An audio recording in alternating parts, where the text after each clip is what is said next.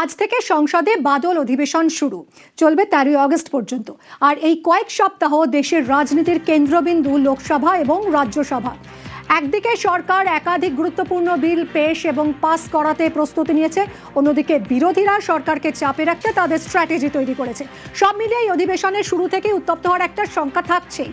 কি কি বিল আসতে চলেছে, কতটা গুরুত্বপূর্ণ এবারের এই বাদল অধিবেশন, সংখ্যার হিসেবেই বা সরকার পক্ষ তাদের অবস্থানে কতটা শক্তিশালী, এই সব কিছু নিয়েই জানবো, কথা বলবো। সরাসরি নয়াদিল্লি থেকে রয়েছেন আমাদের প্রতিনিধি মৈত্রেয়ী। মৈত্রেয়ী, প্রথমেই জানতে চাইবো কি কি বিল পেশ হতে চলেছে, কতটা গুরুত্বপূর্ণ এবারের এই অধিবেশন? দেখো দিদি, এবারের বাদল অধিবেশন অত্যন্ত তাৎপর্যপূর্ণ হতে চলেছে দুটো কারণে।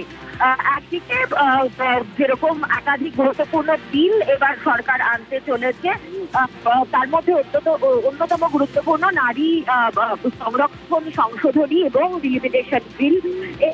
তার সঙ্গে সঙ্গেই কিন্তু আনতে চলেছে সরকার এর পাশাপাশি এফডিআর এর মতো গুরুত্বপূর্ণ বিল এবার সরকার আনতে চলেছে। একেবারে বলা যেতে পারে এবারে অধিবেশনকে অত্যন্ত গুরুত্বপূর্ণ করেছে সরকারের জন্য। অন্যদিকে রাজনৈতিকভাবে কেন বেশি গুরুত্বপূর্ণ, তার কারণ এবারই তৃণমূল কংগ্রেস ভেঙে গিয়ে বিজেপির এনডিএ শরিক হতে চলেছে 20 সাংসদের এনসিপিআই, যেটা কিন্তু এনডিএর দ্বিতীয় বৃহত্তম শরিক হিসাবে উঠে আসতে চলেছে। ফলে এবারের অধিবেশনে পুরনো তৃণমূল বনাম এনসিপিআইও দেখা যেতে চলেছে এবং রাজনৈতিক সমীকরণ কোন জায়গায় গিয়ে দাঁড়ায় সেটা দেখা যেতে চলেছে। ফলে সব মিলিয়ে যথেষ্ট তাৎপর্যপূর্ণ রাজনৈতিক ভাবে। অন্যদিকে বিরোধীরা তারাও কিন্তু যথেষ্ট নিজেদের অস্ত্রে শান্তি রেখেছেন, তার কারণ নিট কেলেঙ্কারি থেকে শুরু করে নিটের পেপার লিক থেকে শুরু করে রাম মন্দিরের দান দুর্নীতি, সেই সব মিলিয়ে কিন্তু সরকারও কিন্তু বেশ কিছুটা চাপে এবং সরকারকে আরো কিছুটা চাপে ঠেলে দিতে বিরোধীরা নিজের স্ট্র্যাটেজি তৈরি করছে। সব মিলিয়ে এবারের বাদল অধিবেশন অত্যন্ত রাজনৈতিক ভাবে এবং দেশের সংবিধানের জন্য অত্যন্ত তাৎপর্যপূর্ণ হতে চলেছে।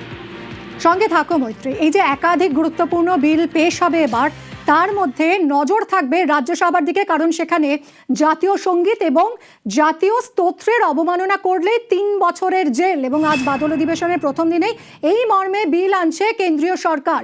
বিলটির নাম জাতীয় সম্মান অবমাননা প্রতিরোধ সংশোধনী। মৈত্রেয়ী থেকে আরো ডিটেলে জানবো।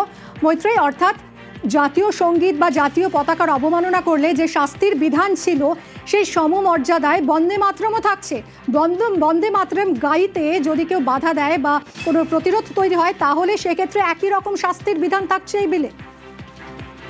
একেবারেই দেখো, সেই প্রভিশনে কিন্তু আনতে চলেছে নতুন বিলে কেন্দ্র সরকার। এবং আজকে রাজ্যসভায় কেন্দ্রীয় স্বরাষ্ট্রমন্ত্রী অমিত শাহ এই বিল পাশ করতে চলেছেন। অর্থাৎ জাতীয় সঙ্গীত এতদিন পর্যন্ত যে মর্যাদা পেত, সেই মর্যাদা কিন্তু এবার বন্দে মাতরমকে দেওয়া হবে। ফলে বন্দে মাতরমের ক্ষেত্রে যদি অসম্মান, বন্দে মাতরমেও গাওয়ার ক্ষেত্রে কোনো অসম্মান হয় বা বন্দে মাতরম গাওয়াতে কোনো বাধা দেওয়া হয়, সেক্ষেত্রেও কিন্তু শাস্তিমূলক ব্যবস্থা এবং 3 বছরের ফৌজদারি পদক্ষেপ, একেবারে ফৌজদারি শাস্তির প্রভিশন নিয়ে আসা হচ্ছে, যেটা কিন্তু অত্যন্ত তাৎপর্যপূর্ণ। এবং আজকে রাজ্যসভায় এই বিল পেশ করতে চলেছেন কেন্দ্রীয় স্বরাষ্ট্রমন্ত্রী অমিত শাহ। সঙ্গে থাকো মৈত্রেয়ী। আমাদের ফান্ডামেন্টাল ডিউটি জাতীয় সঙ্গীতকে, জাতীয় গানকে সম্মান দেওয়া। আমাদের রাজ্যে তো গুন্ডা দমন আইন ছিল, তারপরে তো গুন্ডামি হয়েছে, তাই রাজ্য সরকারকে নতুন করে গুন্ডা দমন আইনে কিছু সংযোজন করতে হয়েছে। তেমন ওই যে 1971 সালের আইন, সে আইনে নিশ্চয়ই কিছু সংশোধনের কথা ভাবছে, যাতে করে জাতীয় গানকে ভারতবাসীর প্রত্যেকটা 140 কোটি ভারতবাসী, ধর্ম জাতি বর্ণ নির্বিশেষে তারা যাতে মান্যতা দেয়, সম্মান দেয়। যারা নিজের দেশে জাতীয় গানকে, জাতীয় সঙ্গীতকে সম্মান করে না, তারা কি দেশকে সম্মান করবে? এটা একটা চ্যালেঞ্জ, এটা একটা সাধু প্রস্তাব, সাধু উদ্যোগ। ধন্যবাদ জানাচ্ছি। রাজ্যের সরকারি শিক্ষা প্রতিষ্ঠানে বাধ্যতামূলক করা হয়েছে বন্দে মাতরম। এই নিয়ে কড়া বার্তাও দিয়েছেন মুখ্যমন্ত্রী শুভেন্দু অধিকারী। সঞ্জীবনী মন্ত্র বন্দে মাতরম, এটা আমরা বিদ্যালয়ে, কলেজে, শিক্ষা প্রতিষ্ঠানে, সরকারি সাহায্যপ্রাপ্ত সমস্ত প্রতিষ্ঠানে প্রার্থনা সঙ্গীতে কার্যকর করেছি। আমরা দেখছি দাঁড়াতে তো বাধ্য হচ্ছে, অনেকে ঠোঁট নড়ছে না, ঠোঁটটাকেও নাড়াতে হবে, একটু সময় লাগবে। দাঁড়িয়ে তো পড়ছে, সরকার বলেছে, কিন্তু ঠোঁট নড়ছে না। সেটাও করব আমরা, ভরসা রাখুন। যে প্রত্যাশা, যে আশা, যে স্বপ্ন আপনারা আমাদের নিয়ে দেখেছেন, পূরণ করার দায়িত্ব আমাদের, আমরা সেটা করব। কংগ্রেস বন্দে মাতরমকে খণ্ডিত করেছে। বন্দে মাতরম খণ্ডিত না হলে দেশ ভাগ হতো না, মন্তব্য বিজেপি সাংসদ শ্রমিক ভট্টাচার্যের। অনেক আগে এর মর্যাদা পাওয়া উচিত ছিল। সারা ভারতবর্ষের স্বাধীনতা আন্দোলন, সারা ভারতবর্ষের সাংস্কৃতিক জাতীয়তাবাদ যে মন্ত্রে উদ্দীপ্ত হয়েছিল, স্বাধীনতার পর উপযুক্ত মর্যাদা পায়নি। কংগ্রেস বন্দে মাতরমকে খণ্ডিত করেছে। বন্দে মাতরম খণ্ডিত না হলে দেশটাও খণ্ডিত হতো না।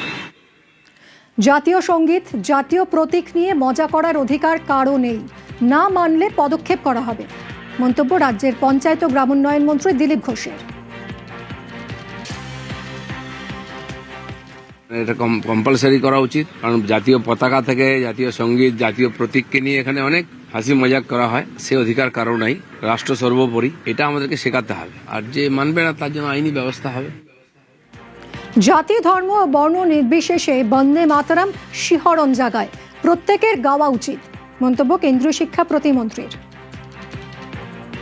বন্দে মাতরম ভারতবর্ষের স্বাধীনতা আন্দোলনে অত্যন্ত গুরুত্বপূর্ণ ভূমিকা পালন করেছে এবং বন্দে মাতরম এমন একটা গান, জাতি, বর্ণ, ধর্ম নির্বিশেষে যে গান গাইলে পরে দেহের মধ্যে, মনের মধ্যে শিহরণ তৈরি হয়, দেশমাতৃকার প্রতি মাতৃত্ববোধ, শ্রদ্ধাবোধ জাগে।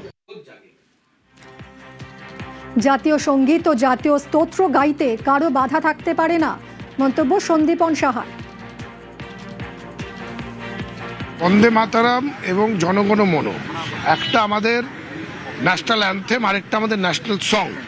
এবার এই দুটোর সমর্থনে যদি বিল আনা হয় এবং সেই বিল পাস, আমরা তো ইতিমধ্যে বিধানসভাতে বন্দে মাতরমও করছি, জনগণ মনও করছি। একটা ন্যাশনাল অ্যান্থেম, একটা ন্যাশনাল সং, যেটা গাইতে তো কোথাও কোনো কারোর বাধা বা অসুবিধা থাকতে পারে না। বিজেপিকে নিশানা করেছেন অধীর চৌধুরী। আমরা একটা বিরোধিতা গত লোকসভাতে করেছি, এখনো করব। ভারতবর্ষের যে সরকার স্বাধীনতার পর তৈরি হয়েছিল, সেখানটা বিস্তারিত আলোচনা করার পর বন্দে মাতরম হয়েছিল ন্যাশনাল সং, জাতীয় গান। বন্দে আর জনগণ মন হয়েছিল ন্যাশনাল অ্যান্থেম।